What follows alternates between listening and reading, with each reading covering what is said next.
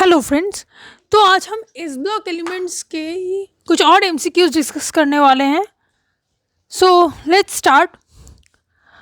Question number 1, the set representing the correct order of first ionization potential is.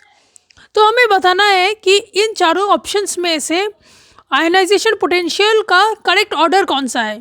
तो आपको बता दें कि आयनाइजेशन पोटेंशियल का डेफिनेशन होता है कि एक न्यूट्रल आइसोलेटेड गैसियस एटम को कितना एनर्जी दिया जाए कि उसका लूजली बाउंड इलेक्ट्रॉन निकल सके।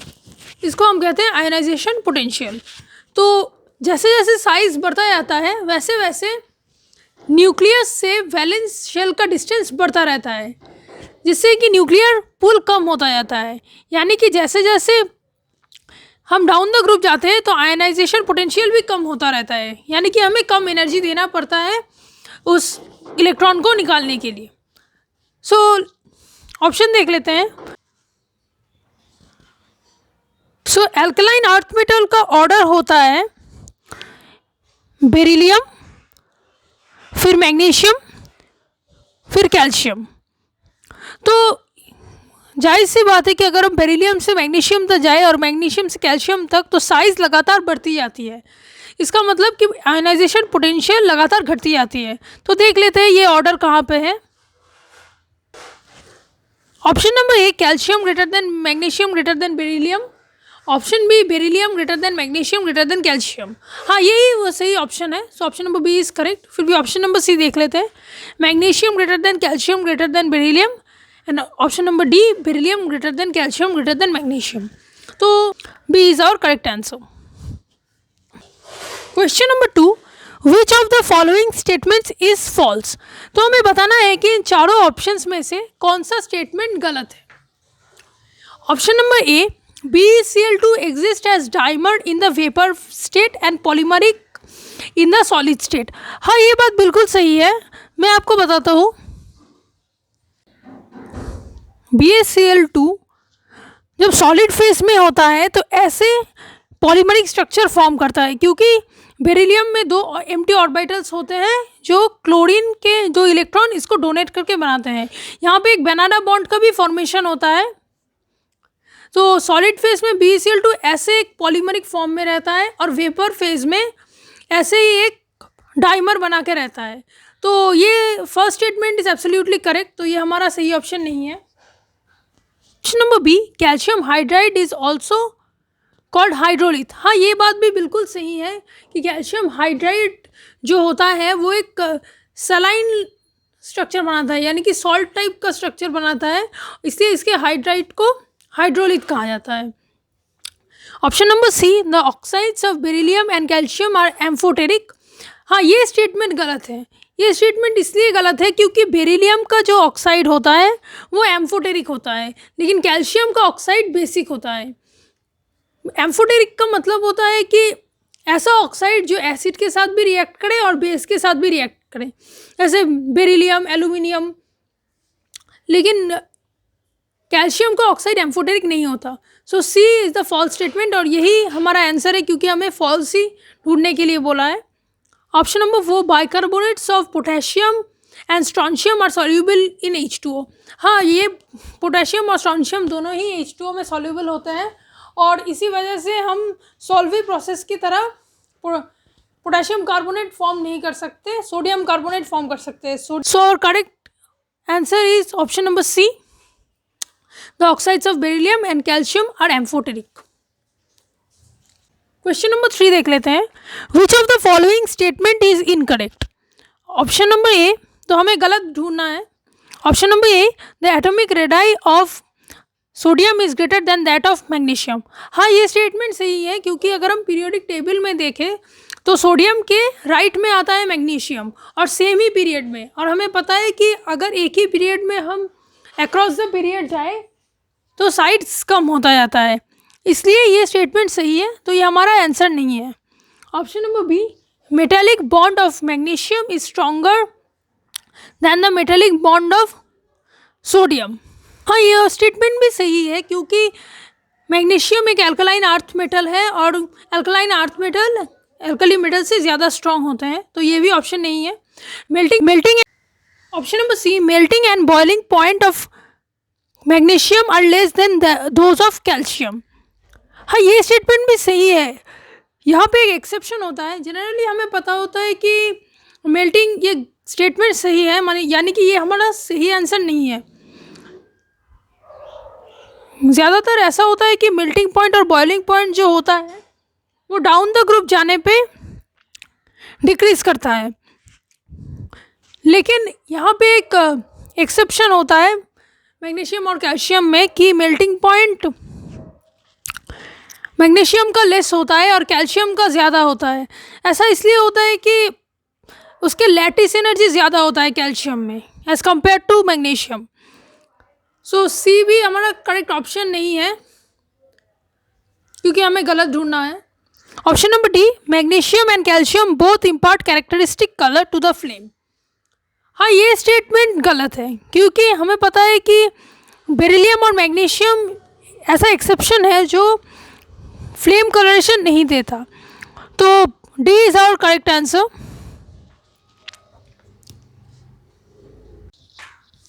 Question number 4.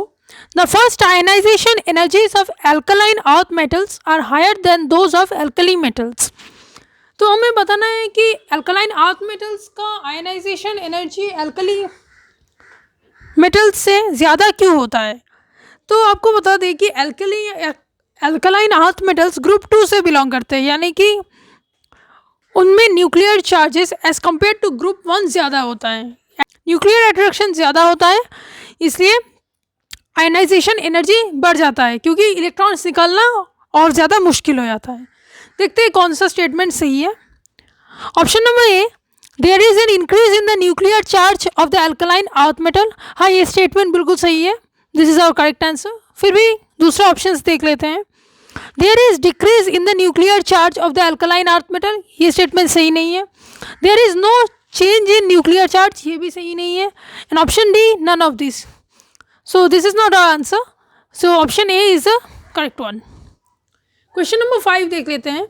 The most electropositive amongst the alkaline earth metal is. तो आपको बता दें कि ये मेटल्स के केस में क्या होता है, जैसे हम डाउन द ग्रुप जाते हैं वैसे वैसे इलेक्ट्रोपॉजिटिव कैरेक्टर बढ़ता जाता है। इलेक्ट्रोपॉजिटिविटी का बढ़ना यानी कि इजीली इलेक्ट्रॉन को लूज़ करने की कैपेसिटी। ऐसा इसलिए होता है क्योंकि साइज़ बढ़ जाता है। लेकिन अगर हम नॉन मेटल्स के बारे में देखें तो जैसे जैसे हम डाउन द ग्रुप जाते हैं इनमें भी इलेक्ट्रॉन्स को छोड़ने की क्षमता बढ़ जाती है, लेकिन नॉन मेटल्स का वो प्रॉपर्टी नहीं है। नॉन मेटल्स का प्रॉपर्टी होता है इलेक्ट्रॉन्स को एक्सेप्ट करना, यानी कि उनमें इलेक्ट्रोनेगेटिविटी ज़्यादा प्रोमिनेंट होता है, जो कि डाउन द ग्रुप डिक्रीज़ करता है। तो हमें अल्कलाइन अर्थ मेटल्स के बारे में पूछा गया है, तो हमें देखना पड़ेगा कि सबसे नीचे कौन रहता है इन चारों में से। तो मैं पहले भी बता चुकी हूँ कि पहले रहता है बेरिलियम, फिर मैग्नीशियम, फिर कैल्शियम, फिर स्ट्रोंशियम, फिर बेरियम, लास्ट में रेडियम रहता है, लेकिन वो रेडियो एक्टिव होता है। तो देख लेते हैं इनमें से सबसे नीचे कौन सा है, बेरियम। तो beryllium, magnesium, calcium, barium. So barium is our correct answer. Question number 6, property of alkaline earth metals that increases with their atomic number. तो हमें बताना है कि इन चारों में से कौन सा ऐसा प्रॉपर्टी है जो डाउन द ग्रुप जाने पे इंक्रीज करता है। Option number A, thermal stability of carbonates. Option number B, electron affinity. Option number C, hydration enthalpies of their metal ions. And option number D, solubility of their sulphates. तो यहाँ पे एक concept है, मैं आपको बताती हूँ। जैसे कि ये पांचों है down the group alkaline earth metals का ऑर्डर। तो यहाँ पे आप देख सकते हैं कि जैसे जैसे हम डाउन द ग्रुप जाते हैं वैसे वैसे साइज इंक्रीज करता है, और दोनों में ही अगर हम स्टेबल स्टेट देखें तो वो होता है +2, यानी कि चार्ज सब में सेम होता है। लेकिन अगर हम ऊपर से नीचे जाए तो साइज के बढ़ने के कारण, मान लीजिए बेरिलियम का इतने छोटे से एरिया में बहुत सारे एटम्स रह पाएंगे, लेकिन जैसे जैसे हम यानी कि स्ट्रोंशियम और बेरियम की बात करें तो इनमें उतनी स्पेस में स्ट्रोंशियम का बहुत कम एटम्स रह पाएगा क्योंकि साइज बढ़ चुका है। यानी कि चार्ज अगर इसमें भी +2 है तो इसमें अगर 5 बेरिलियम के एटम इसके अंदर रह सकते हैं तो चार्ज बहुत ज़्यादा बढ़ जाता है, यानी कि चार्ज डेंसिटी इंक्रीजेस। लेकिन यहाँ पे इतने से बड़े स्पेस को ही सिर्फ एक ही स्ट्रोंशियम ऑक्यूपाई कर लेता है, इसलिए चार्ज डेंसिटी बहुत कम हो जाता है। और ये जो कार्बोनेट का एटम है, जितना छोटा साइज होगा मेटल का, वो कार्बोनेट के नेगेटिव चार्ज को ज़्यादा पोलराइज करेगा। ये कार्बोनेट का आयन है CO3 और इन सब ऑक्सीजन में चार्ज यूनिफॉर्मली डिस्ट्रीब्यूट होता है क्योंकि ये एक रेजोनेंस करता है। तो जैसे जैसे पोलराइज कर देता है वैसे वैसे ये ऑक्साइड BeO और कार्बन डाइऑक्साइड में ब्रेक कर देता है। ऑक्साइड ज़्यादा स्टेबल हो जाता है कार्बोनेट से जैसे जैसे हम ग्रुप में ऊपर जाते हैं। यानी कि अगर हम ग्रुप में नीचे जाते हैं तो ऑक्साइड का स्टेबिलिटी नहीं, कार्बोनेट का स्टेबिलिटी बढ़ता है। इसका मतलब down the group stability of carbonates increases. So option number A, thermal stability of carbonates, हाँ इंक्रीज ही पूछा गया है तो A is the correct option. Option number B देख लेते हैं, इलेक्ट्रॉन एफिनिटी। इलेक्ट्रॉन एफिनिटी का मतलब होता है कोई भी फ्री इलेक्ट्रॉन को अपनी तरफ खींचने की क्षमता। तो जैसे जैसे ग्रुप में हम नीचे जाएंगे न्यूक्लियर पुल कम हो जाएगा क्योंकि साइज़ बहुत ज़्यादा बढ़ जाता है, इलेक्ट्रॉन एफिनिटी कम हो जाता है, तो ये ऑप्शन सही नहीं है। हाइड्रेशन एंथैल्पी भी सेम ही है, जैसे जैसे साइज़ बढ़ता है कम हो जाता है। सॉल्युबिलिटी ऑफ सल्फेट्स, हाँ ये भी बहुत कम हो जाता है क्योंकि जैसे जैसे साइज़ बढ़ने लगता है वो इजीली सॉल्यूबल नहीं होता, यानी कि कार्बोनेट्स भी सॉल्यूबल नहीं होते लेकिन स्टेबिलिटी बढ़ जाता है। So A is our correct option. So question number 7, which of the following is not an ore of magnesium. तो हमें बताना है कि इन चारों में से कौन सा ओर मैग्नीशियम का नहीं है। Option number A carnallite, option number B magnesite, option number C dolomite and option number 4 gypsum. तो यहाँ पे आपको ओर्स पता होने चाहिए और ऐसे क्वेश्चन में अगर आपको ऐसा भी कोई ऑप्शन दिखे जो आपको पता है कि कोई दूसरा चीज़ का ओर है तो भी आप डायरेक्ट आंसर बता सकते हो।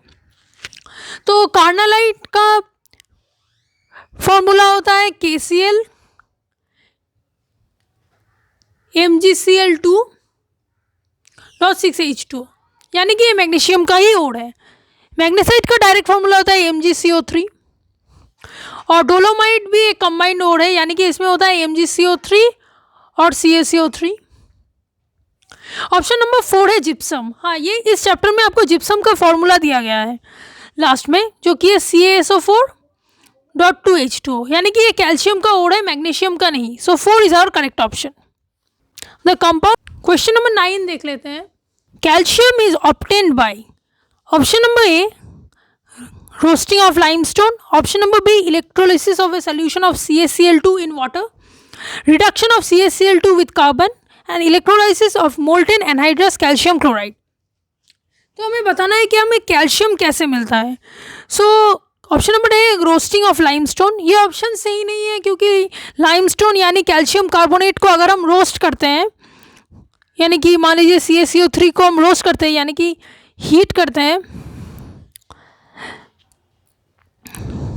तो ये CaO + CO2 बनाता है, यानी कि कैल्शियम डायरेक्टली हमें ऑब्टेन नहीं हो पाता। सो ए करेक्ट ऑप्शन नहीं है। Electrolysis, option number B electrolysis of a solution of calcium chloride in water, ऐसा नहीं होता। जो भी रिएक्टिव मेटल्स होते हैं उनको अगर हम उनके एक्वस सोल्यूशन में उनका इलेक्ट्रोलिसिस कराएं तो प्रेफरेंस के हिसाब से हाइड्रोजन रिलीज होता है कैथोड पे, ना कि कैल्शियम। इसलिए ऑप्शन नंबर बी भी सही नहीं है, उनका एक्वस सोल्यूशन हमें नहीं लेना है। Reduction of CaCl2 with carbon, जो रिएक्टिव मेटल्स होते हैं यानी कि सोडियम पोटेशियम, उनको कार्बन रिड्यूस नहीं कर पाते, इसलिए सी भी करेक्ट ऑप्शन नहीं है। Option number D electrolysis of molten anhydrous calcium chloride, हाँ ये ऑप्शन सही है क्योंकि अगर हम उनके ही मोल्टेन फॉर्म को ले लें, मान लीजिए कैल्शियम क्लोराइड के हमने मोल्टेन फॉर्म लिए तो Ca2+ + 2Cl- बना, ये Ca2+ जाएगा कैथोड की तरफ और Cl माइनस जाएगा एनोड की तरफ। इस केस में ऐसा नहीं हो रहा था, इस केस में वाटर भी ब्रेक होके H प्लस और OH माइनस दे रहे थे और यही डिस्चार्ज हो रहे थे। सो option number D is correct. Question number 10 देख लेते हैं। Among the following halides the one which has least water of crystallization। तो हमें बताना है कि इन चारों ऑप्शंस में से वाटर ऑफ क्रिस्टलाइजेशन सबसे कम किसका है। तो आपको बता दें कि साइज जितना बढ़ता है उतना वाटर ऑफ क्रिस्टलाइजेशन जनरली कम हो जाता है। तो BaCl2 का होता है BaCl2.2H2, CaCl2 का होता है CaCl2.6H2, SrCl2 का होता है SrCl2.6H2 और मैग्नीशियम का होता है 8 वाटर ऑफ क्रिस्टलाइजेशन MgCl2.8H2। तो हम यहाँ पे देख सकते हैं सबसे लीस्ट ऑप्शन है, यानी कि बैरियम क्लोराइड का ही है।